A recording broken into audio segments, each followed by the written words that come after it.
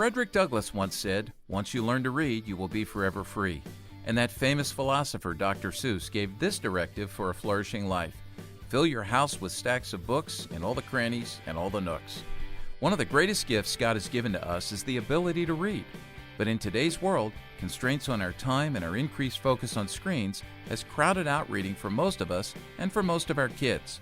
We need to recover a love for reading, as good reading will shape and form us in good ways. It's because we believe this to be true that we're chatting with author Karen Swallow Pryor about the power of good books to shape our lives, our kids, our families, and our youth ministries on this episode of Youth Culture Matters.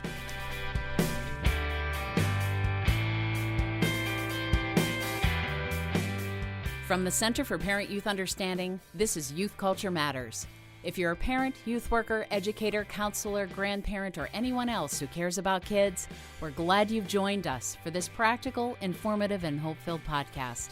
This is a place where together we talk and think Christianly about the rapidly changing world of today's children, teens, and young adults.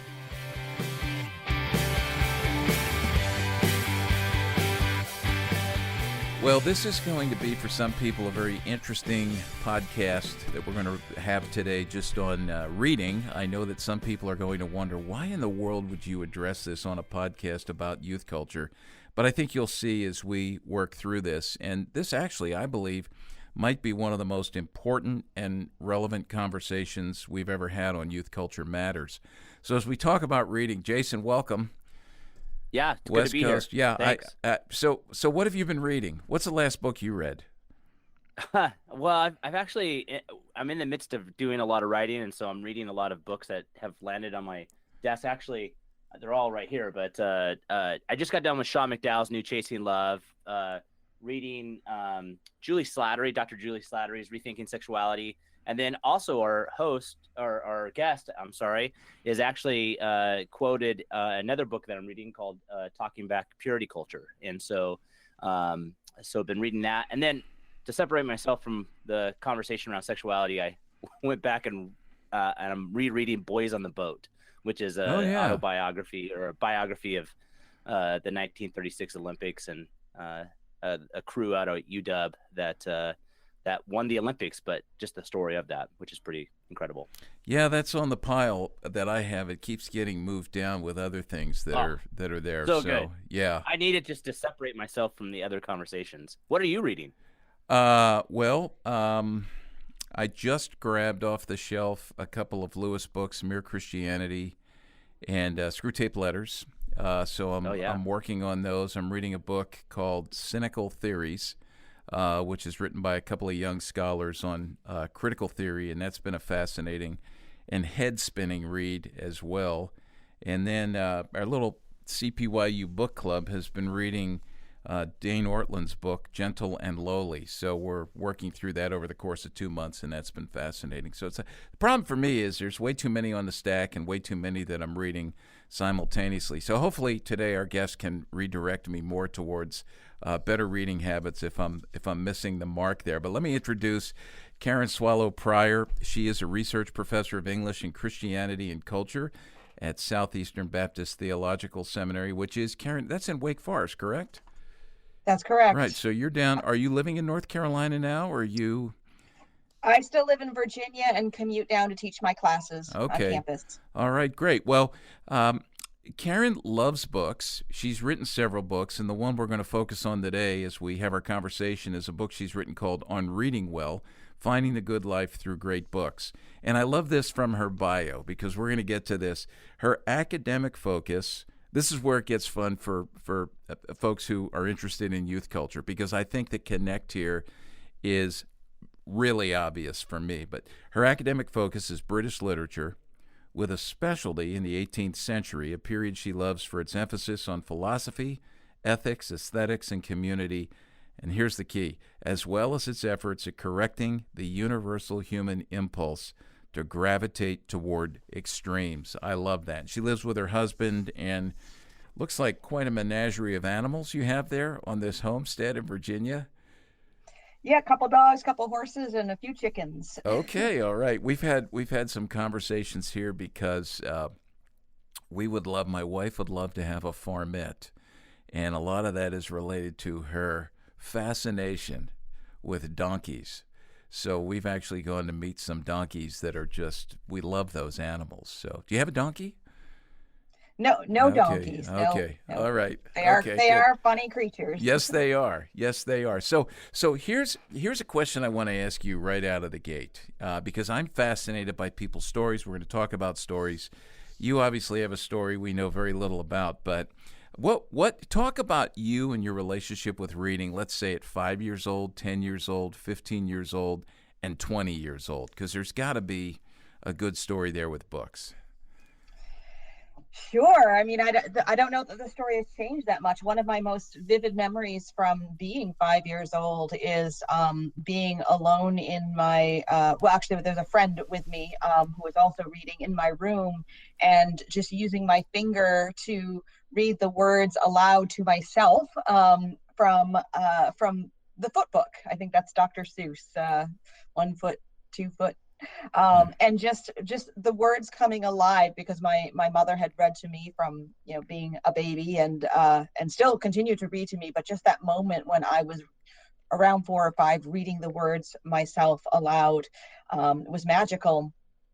And I just kept on reading. 10, I think, of Charlotte's Web, which was just a book that has stayed inside my heart and mind and soul all these years. Where the Red Fern Grows, another vivid memory of lying in my bed. I was the only girl. I had my own room, but I had bunk beds, and I was lying on the top bunk wearing a flannel nightgown in cold Maine, northern Maine, and my nightgown was just drenched with tears as I was finishing that book, Where the Red Fern Grows, about a boy and his hunting dogs. And then 15, I got into the that was then, that this is now, Essie Hinton and the cool kids and their gangs and love stories and so forth. And then when I was a sophomore in college, so right around 19 or 20 years old, I read the book that changed my life. And that was Gustave Flaubert's Madame Bovary, which is a novel about a woman who is so consumed by romanticism and a romantic worldview that she destroys everything around her, including her own life. And I saw in myself the same kinds of errors of mistaking a romantic worldview for ultimate reality. And it changed my life. Well, I want to ask you about that last one you talked about there, because the book that changed your life, was that a book that was assigned to you to read, or was that one that you chose because you found it somewhere? Yeah, it was one that was assigned in my world literature class, but at that point I had become an English major, so I was choosing a life of reading books, and it was just a book that was assigned in my world literature survey class, and I'll never forget it. You're passionate about reading. That's why I love reading what you've written and listening to some of your talks, which, by the way, so many of them are on YouTube.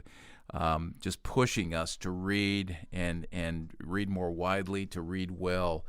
What would you say, as you've interacted, because you've taught college students for years now, and now on faculty at a seminary, what would you say encourages you about the state of reading among young people today, and what discourages you about the state of reading among young people? I think what encourages me, especially, I would say, even just comparing today to even 10 years ago, is that there is a willingness, especially among conservative Christians, who are my primary audience. There's a willingness to read more widely, to read a variety of views, and there's less fear. This is a generation that grew up on Harry Potter, and when many of my earlier students, just as it was coming out, weren't allowed to read Harry Potter. Now I have a generation that was allowed and developed a love for reading, and so they are willing to read more and read widely. What's discouraging is actually something that is discouraging to me personally, not just to young people, is just that living in this digital age and this social media age, our brains are actually changing in terms of the strong parts and the weak parts and the way that we respond in reaction to so much time spent on screens and in sound bites, or visual bites, and little smatterings of information. So the struggle to concentrate and be attentive for a long period of time and to get lost in a book is a struggle that we all have. And so I actually cannot think of anything in this moment that is more countercultural. That's a word Christians love. That is more countercultural than developing the skill and cultivating and treasuring the skills of reading attentively, reading well, reading carefully, and getting immersed in the written word. Now you brought up a lot of things there that I would love to spring off of, and I'm sure we'll hit some of these, but let me just pause for a minute and ask you about what you just said.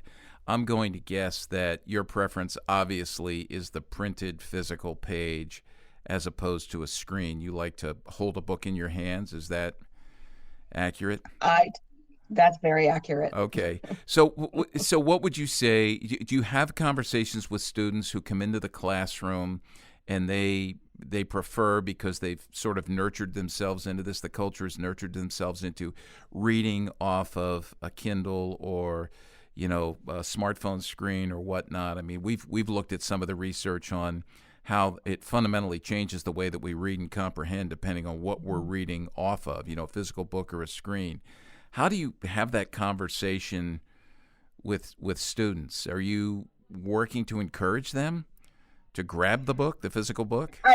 I absolutely am, and it's been an interesting kind of past several years. And this is, I guess, it's part of what it feels like to get old, is the world changes so fast, and you have a hard time keeping up. And so it was about 5 years ago, maybe a few more, when ebooks became big, and students started to use them. But that, interestingly enough, now I teach primarily English majors, and they're a different breed, but that only lasted a couple of years. English majors, and now I think even more than English majors, young people now do seem to want the book because they spend so much time on screens. And so there are a few who don't, and I generally just simply require the printed books in my classes, and I will spend time explaining why I require that and why I encourage and almost require students to take notes by hand and so forth. But it is, the struggle is real, and I do encourage the use of the print books, not just because of the research that you talked about, but also because in the classroom we're looking at pages together. It just helps us to be in the same place and to work kind of at a text in community that way. There's something that you said earlier that still stands out to me that I want to come back to just for a brief moment, because you said one of the things that's really encouraging, and I find it really encouraging just you saying it, is that students want to have a wide range of books to be able to look at. And I really appreciate even the hypothesis around Harry Potter and some of those things. It's really interesting that you say that, because sometimes, at least when I look at friends that are older, I could see how those that are younger might go with a wide range of topics, books, subjects. But I don't always see that with older friends, or at least as they get older, that's not what's happening. And so, and you also said, or Walt was mentioning, that your study was in the extremes. I know it was 18th century. But do you see any sort of parallels, and maybe it's not with this generation, but older generations, with how reading takes place? Does it? I mean, my assumption is that it does kind of stay within the extremes, or it's starting to become that way, versus more nuanced in what is being read. Are you seeing similar trends, and is it only happening with older generations, not the younger generation? I mean, I think that what we think about reading and what we read is definitely connected to the kind of culture wars mentality that we've been in for the past several decades. And there are many ways that manifests. So it could be just simply like not reading books by non-Christians, or not reading books by New Age types, or not reading fiction and only reading nonfiction, only reading theology. There are lots of ways that we can kind of get into our comfort zone or our tribe and stay there. And so that becomes, that's just a smaller symptom of, I think, the larger problems that we see all around us of people just simply, of our polarization and our division. Our reading reflects that, but also I think our lack of reading widely and well is what has fed into this polarization and division. That's a great word. Yeah, Jason, that was a good question. And I'm thinking, as Karen answers that question, that we've heard a lot in the last few months about social media, the online world, algorithms, right? So even with our news, habits are formed, and somehow those algorithms continue to feed the habits. It sounds like even in our choice of books that we read, we become a kind of algorithm to ourselves, and we're drawn to certain things, repulsed by certain things, and rather than reading widely, as you've said, we narrow that. Can you give us, let's think for a minute about youth workers. And, one of the frustrations for me in my tribe here of youth workers is that I'll track with the different forums on Facebook and how someone will throw out a question like we asked to begin, hey, what are you reading now? Or what books do you recommend that I read? And it seems like a lot of what people are reading right now, at least in the youth ministry world, tends to weigh heavily towards leadership books. So books on leadership, which to me, I've read a couple of them. I'm not really drawn to that. I probably have to force myself more into that. But they all sort of seem the same to me. And I'm wondering, how can we, for a youth worker, what would you say to a youth worker about getting out of those little pockets of interest that we may have or that we're drawn to or we're habitually a part of? What does it mean to read widely? Give us some, an overarching statement on that, and then point us to some different types of reading that we should be doing. Well, I think, the leadership books are really just a big part of the genre of self-help. And that's the genre. It's the best way to grow and develop as a human being, whether that includes leadership skills or not, is to read and understand perspectives that get us outside of ourselves. And so reading classic works of fiction, reading new fiction, just reading fiction that is literary in quality is one of the best ways. But also reading theology, reading biographies, just reading things that are about things other than ourselves. Self-help is just in itself is a form of navel gazing, and really we end up knowing more about ourselves and being better people when we are looking at the rest of the world and other people first. So you're pushing people out of that, which I love. One of the things I've tried to do over the years is develop categories that I want to read in a more wide and balanced way, and then find books to fit into that. Unfortunately, one of my categories is baseball books, but actually that's been quite helpful, to read every year a baseball book or two just about something that I love. But the stories of people are fascinating. Certainly this last year, some of the books I've read on guys like Jackie Robinson, Roy Campanella, very helpful to Dick Allen, one of my childhood heroes. So find those things and read those. I love this. This is great. Listen, we need to take a break. We're talking to Karen Swallow Pryor about reading. It's going to get very practical here. We're going to talk a little bit about how to get our students to read, how to get them to read widely and deeply, a little bit about literary criticism. We're going to talk about her book on reading well. So stick with us.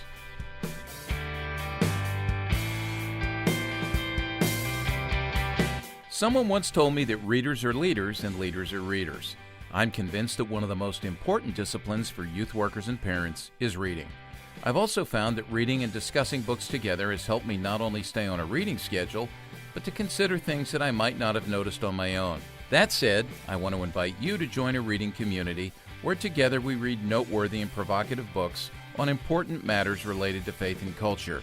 Our CPYU Reading and Discussion Group can be found on Facebook. Almost 500 people are a part of the group, and we'd love to have you join us. We read and discuss one book every 2 months. Just search on Facebook for the CPYU Reading Discussion Group and then request to join. I'd love to have you join us.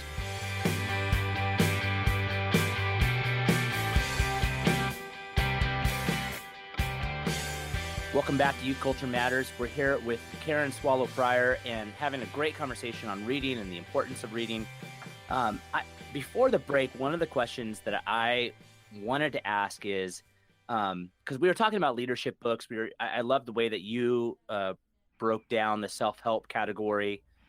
But I'm curious as I think about this, is it the book necessarily, or is it how we read the book that matters?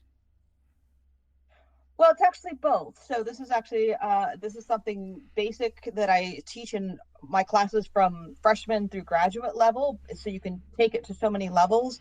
But when we talk about a book or a work of art or a church or a tweet or really anything, we want to think about the form and the content. And as Christians, we tend to think primarily about content, whether we're talking about a film, like, oh, does it have a good message? Oh, does a sermon have a good message? Or, is it whatever it might be, we think about the message or the content, and we don't think as much about the form. And so the form of the book, so how the story or the message is told, or how it's delivered, or, in a movie, how is the character developed and the plot developed? Is it simple and easy, and does it cheat the viewer? And the same thing in our reading. Are we reading just to consume information and read rapidly and quickly, or are we reading in order to really reflect and to be attentive and to develop the virtues that we can develop through the practice of reading, and therefore be changed, not because of the information that's fed into our brain, but because of the practices and the virtues that we apply through the process of reading. I appreciate the way you said that. Well, that actually leads pretty well then to the next question, because we've discussed briefly the aspect of how many students are online and what that's doing, and we discussed that even in the discouragement that you see. But I am curious, with the students that you work with, specifically those that are English majors, are you finding that they're online as much as maybe more or less than most other students that are maybe pursuing other degrees? And I have a hypothesis in that, but I might be completely wrong. And so I would just be curious what your thought is in what you see in your students. Yeah, I mean, I don't know if I could really begin to answer that question with any facts or data, but I do just know that the English majors joke often with each other and with their roommates about how many hours they spend a week on their schoolwork, because they have to put in hours and hours of reading to do the kinds of assignments that that most English majors get. So that's clearly hours that they're not doing other things. And so even though English majors love what they do, and maybe in that sense it's a little bit easier in one meaning of the word, they actually spend a lot of time doing that kind of work, and often observe that other majors are just it's just one and done, and they're quick and they're off to other things. So this doesn't lead anywhere. I am just really curious, how many of your students that graduate with an English degree actually go in and or go on to do something that's directly related to their major? I've actually been really quite surprised how many English majors will actually graduate and then go on and help write documents for stocks and other stuff. Like it's not necessarily the first thing you think of, but I mean, how many of them go on to pursue something specifically with language, words, writing? I think that's actually increased because of the digital age that we're in now. So 10 or 20 years ago, before there was all this connectivity and data being created on content being created online, there were fewer opportunities. But now English majors have a lot of ways that they can use their love for language. And of course, many of them do end up going on to further studies. I mean, medical schools and law schools and a lot of other professional schools love English majors because English teaches you how to think critically and how to communicate. And those are skills that can be used in any discipline and are harder to teach later on. So so an English major is really just a good degree for becoming, a good thinker and a better person. And you can apply that in any number of ways. It's not necessarily a practical degree. It's not that someone gets a job reading more books unless you become a professor, I guess. But it's just a good, like any discipline in the liberal arts. It teaches you to think and to live well. Well, then that would lead to one very practical aspect, and that's this. Like, what is it? Okay, so we're gonna have listeners that have never really cultivated a love for reading. I know that for me personally, I didn't read a lot of the classics that, like Where the Red Fern Grows. I didn't read it until after I graduated college. My love for reading happened after I graduated. And I'm just curious what you might say to individuals, or what you've maybe even said to students, to help them cultivate a love for reading. Well, first, I just want to say that really is the norm now. When I grew up, there was nothing to do but read, I guess, or play baseball, and I wasn't doing that. So we live in an environment now where there's so many options for spending our leisure time and our brain time. So anyone who has not grown up reading and doesn't read much now should not feel discouraged or alienated or as though they're weird, because that's just simply the norm. And so, as with anything else, to develop skills and habits of reading, we have to be intentional about it. So we have to practice it. We have to put time aside, even find community. I mean, book clubs, I think, are flourishing because people do want to read more and they do want to read well. And so doing that in community, there are lots of Facebook groups that do it. There are podcasts that are devoted to discussing books. My whole series of classics that I'm doing with B&H that has 4 released already, well, 2 about to be released, is designed to introduce readers to classic works, guide them through with light footnotes and lots of reflection questions. So it's not something that reading, and especially reading good literary works, is not something that comes naturally to us. Even though we talk and tweet all day long, reading reflectively and critically requires intentionality. It requires practice. It requires pausing and thinking, asking. And that's what my books are designed to do. That's what English classrooms do. And that's what I think that youth groups and youth leaders can do in community. Even something as simple as, well, just literally reading. I spent a lot of time in my classroom with college students reading passages out loud together, because I realized when we're even English majors they're missing a lot. We're reading fast, we're skimming, and well, I miss a lot. That's why I reread a lot of these books. So just simply reading aloud together and talking about a passage helps develop the skill it takes to read closely. I once spent 20 or 30 minutes in a class discussing the opening sentence of Jane Eyre with a class. Just the opening sentence. Yeah. That's how much we got out of those rich, beautiful words. What I hear you saying is something we've talked about before on here, and we've had Jamie Smith on, and he talks a lot about how our habits form us. And it's interesting, when I hear him talk, and I've read a lot of what he's written, and then I think about my own life, and even going back into the scriptures, you see where that principle is stated and really plays out. And it's true. There's a lot of people I run into who say, they wear it like as a badge of honor. I haven't read a complete book in the last 4 years. And, well, shame on you, I can't. I'm not a good reader. Well, the more you do it, you found this to be true, right? The more, this is the brain science as well, the beautiful way that God's made us, that the more we do this, the more we're able to read. Now, I want to jump into your book here on reading well, which is subtitled Finding the Good Life Through Great Books, because you talked about how a youth worker could sit and read books with students, maybe do it over Facebook or Zoom or in presence, starting a book club. And families can do this together. But what's interesting, I mean, I love what you've done here. You've taken us into several classic books that all deal with a virtue of some type. And this goes back to what I read in your bio about as the efforts of British literature in the 18th century to correct the universal human impulse to gravitate toward extremes. Can you talk about that in relation to this particular book on reading well? Because especially I'm thinking in particular the chapter on The Great Gatsby, which, F. Scott Fitzgerald, where you talk about temperance. You really work that principle out. Talk a little bit about that now. This can help us, reading can help us develop in students the kind of virtuous living and thinking that we want to see.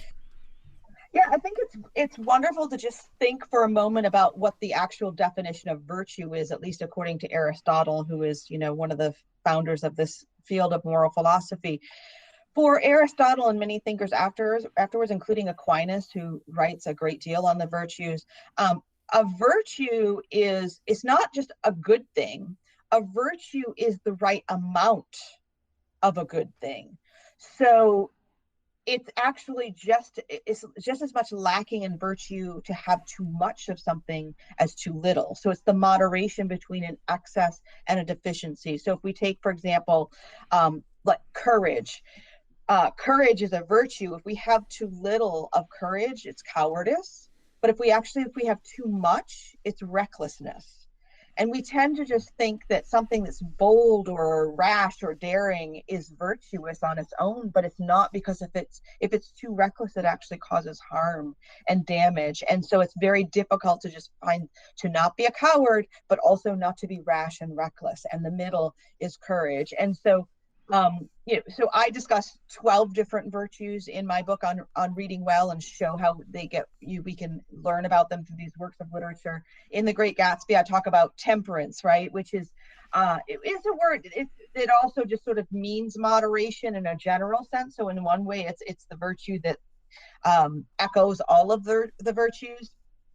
And Aristotle talked about temperance mean in terms of simply our physical appetites. There are other ways of talking about temperance. And it's interesting because, we have to eat to live, and we have to drink to live, and we have to have sexual relations for our species to survive. So it's not as though we can abstain from any of these things and survive as individuals or as a race, but we have to approach them in moderation, because if we do them too much, then we lose virtue. We're no longer virtuous. And so temperance, according to Aristotle, is the regulation of what he called our animal appetites, or the appetites that are necessary for us to actually live physically. And The Great Gatsby is just a great example of a world and a character that completely lacks temperance. And so in talking about that novel, I think it's set in the 1920s, just before the Great Depression. It was a time where there was very little temperance, and yet I think we can see so much about our own culture today, because we really do lack temperance. We can see it in the extremes that I talked about in my biography. For example, even just and I'm sorry, I could go on and on, but just one example, even in our home interiors, there's a tendency toward extreme minimalism or extreme sort of bohemianism. We tend to like a lot of something, whether it's a lack of it or an abundance of it, and the same in our own lives. I struggle myself. I have too many shoes and too many clothes, and this past year I've had nowhere to wear them. So I'm seeing how difficult it is to be temperate, to be tempered in many areas of life. And The Great Gatsby is just one little sort of entryway into thinking about the application of that for our lives in many ways. It's interesting, when I was reading the chapter on that, and you said this, that there's so many expressions of this in our contemporary life, and there's this one, well, a couple of lines you wrote in here where you talk about Gatsby's vision of Daisy, and for those who are unfamiliar with the book, I think you'll get this. You know, Gatsby's vision of Daisy and of love and life itself is disconnected from reality. The disconnect began in his youth when his sense of shame over his shiftless and unsuccessful parents inspired a revisioning of himself and his own origins, and to this conception he was faithful to the end. I read that, and all I could think about was how we fabricate, curate, and promote ourselves on social media. Just comment on that before we take a break, because I've heard you talk about social media, and I think we need to have you back just to talk about that, because you've got some great perspectives on that. I would love that. Yeah, we're going to do that. But well, even just the phrase that you just picked up on, even being disconnected from reality. I mean, Gatsby developed a fantasy life for himself based on Daisy, not on who she really was, but who he imagined her to be. And we see this is partly what explains the infatuation with QAnon and other conspiracy theories, and the people who went to the Capitol to support the president but somehow got caught up in something else. It's very, very easy to do when our minds our imaginations are captured by things that are really not connected to reality. It's very easy to do. And this is one of the lessons that literature teaches us, that it's actually the same lesson in a different way in Madame Bovary, the book I talked about earlier that changed my life. Yeah, and social media, I think about kids and the things we talk about in our Digital Kids Initiative, and how social media just pushes this. It feeds this tendency that we have. And even just the selfies that kids will post, and the amount of time that they spend in that cycle of performance, and putting up there an image and an identity that's not even close to reality. That's what popped at me when I read that. And so there's a great example for everyone who's listening about what Karen's talking about, and how cultural realities and things that our kids are dealing with, reading together and conversing about good literature and virtue can really foster, I think, growth, spiritual growth. And yeah, so this is great. This is great. Well, listen, I want to say one thing, and that is that people who listen to us regularly are aware of this, that everything we mention here, Karen's books, those that we don't even mention, her website, all those things will be, if you go to cpyu.org and scroll down under the player for this particular episode of the podcast, you'll be able to find links that Chris Wagner will post, and we'll make it easy for you to get to everything that we talk about. So we're going to take a break. We'll be right back and continue our conversation.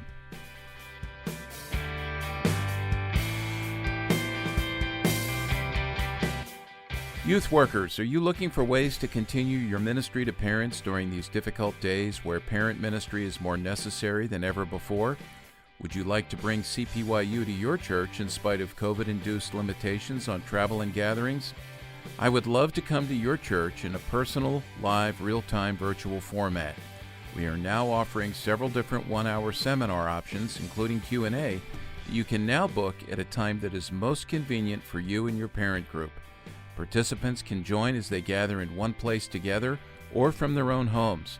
You can learn more about these seminar options by visiting our website at cpyu.org and clicking on the link for the virtual parent seminars. Remember, to learn more and to book a CPYU virtual parent seminar, go to cpyu.org.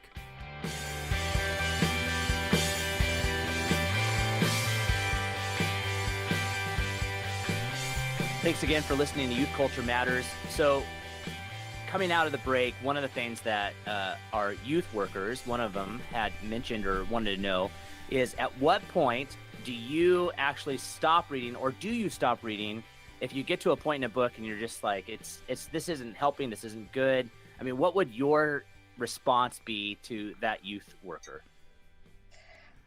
My response in general is there are too many good books and too little time. So, don't quit something because it's challenging to you or makes you uncomfortable or it's hard. But certainly if you're just not seeing it, then give it up. I've given up. I gave up books 10, 20, 30 pages in. I once listened on Audible, because I do listen to books when I run, to about 18 hours of a 19-hour book, and I was like, okay, I'm done. I just didn't even care how it ended at that point. So there are just so many wonderful things out there to read, that just pick up something that you want to read. But again, don't be a quitter all the time. And that's where I think, getting good advice to begin with, being part of a reading community, can be helpful. I have a question with that. Have you ever gotten halfway through a book and then you're like, I don't know, but then you finish it and you're like, you walk away from it and it ends up having, it keeps coming back up in your memory, or somehow, like, has that ever happened? Or yeah, like I know that sometimes there have been books that I have to push through and I'm like, that was not that good. But for some reason it sticks in my memory and ends up being a book I come back to multiple times over several years. I think the pushing through actually is what helps it stay in your brain more. And so, I mean, there's lots of research, cognitive research about this, that just, and again, it's also one of the reasons why conspiracy theories are so popular, is because when there's a bit of a challenge that we have to overcome, we feel like we've learned something, and we get that sort of dopamine hit that we love. And so pushing past a challenge in a book can actually make it stay with us longer. That is good.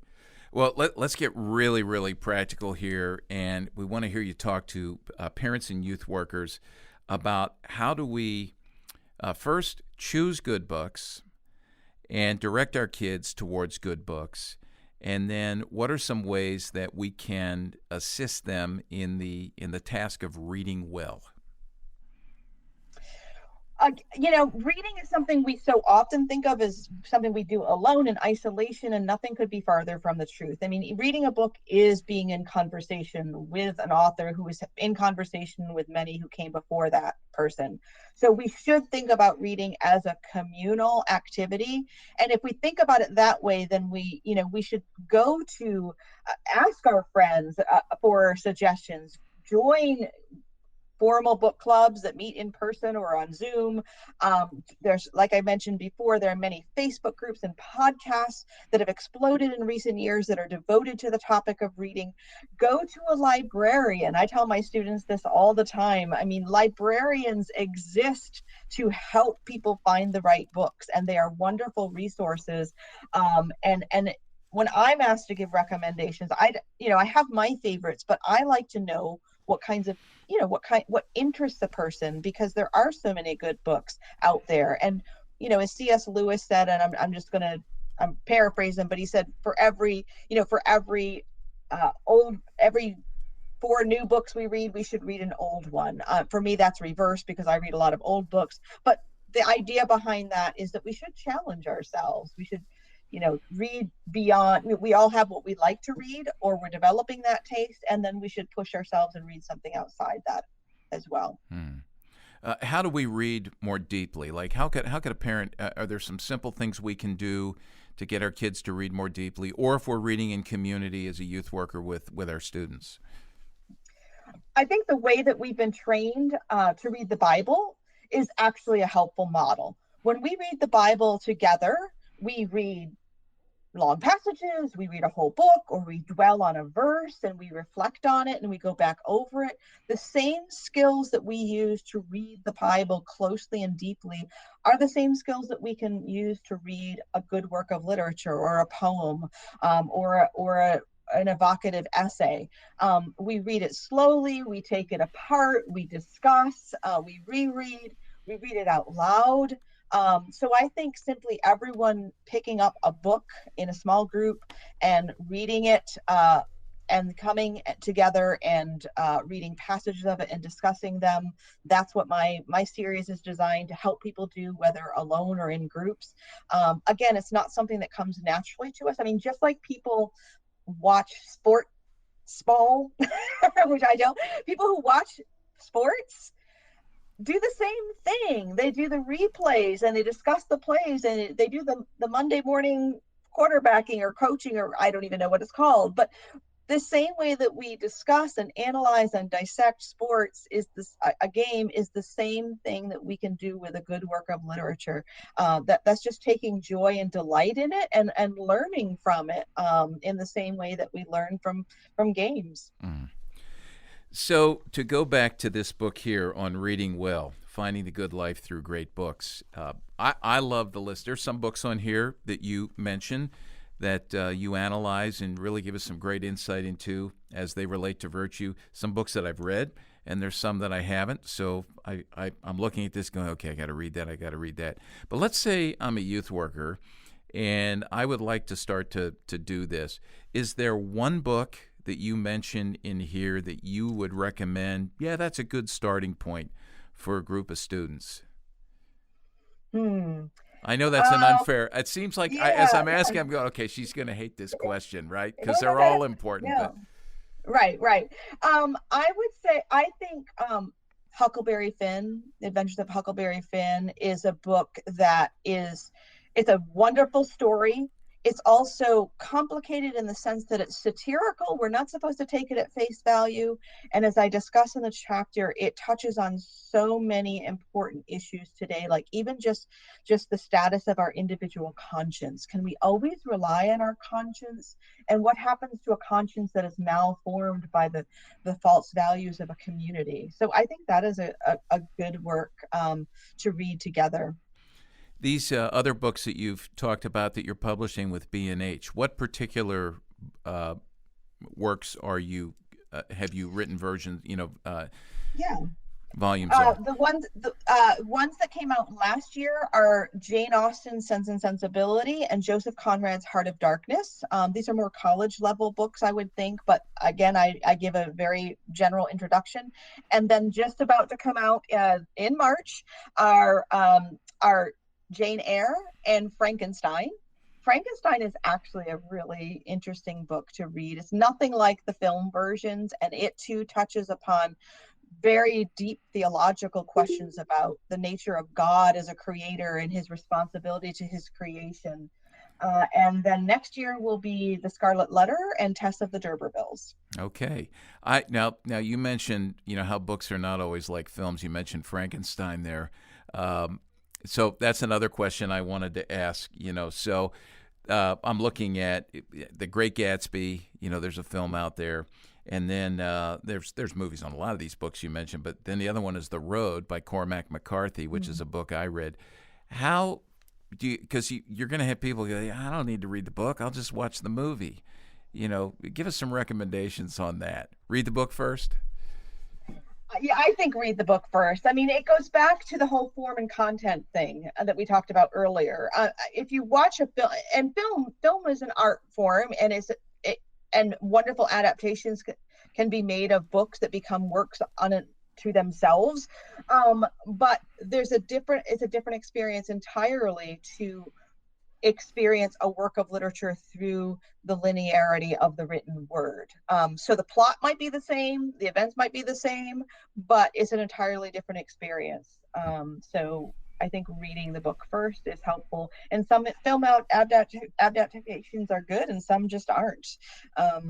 They don't get the heart of the story right. The Road adaptation is quite good, but the book is marvelous. Marvelous. Yeah, and as I was reading what you wrote about that, I was thinking, this one would be a good one for teenagers too, sort of that, dystopian type of genre that kids tend to be into. So, that's good. If is there a place that you could point us, and maybe you've done something like this, where someone who's never led a book discussion or had any training at all in literary criticism, maybe a list of questions that would be good questions to throw at a group of students or at our peers, our youth ministry peers, or even if it's a mom or a dad in a book club, an adult in a book club. Are there places where we can find those questions?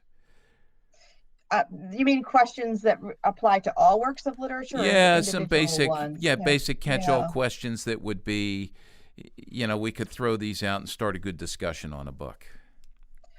Well, I mean, the questions would change so much based on any particular work. So again, I'm sorry to keep coming back to this, but this is why I have this series in B&H. For each book, it's filled after each major part of the book. There's a series of questions and then reflection questions at the end. So that those are only 6 books, but I think that even going through those questions and that actually helps you know what kinds of questions to ask for any work of literature. Yeah.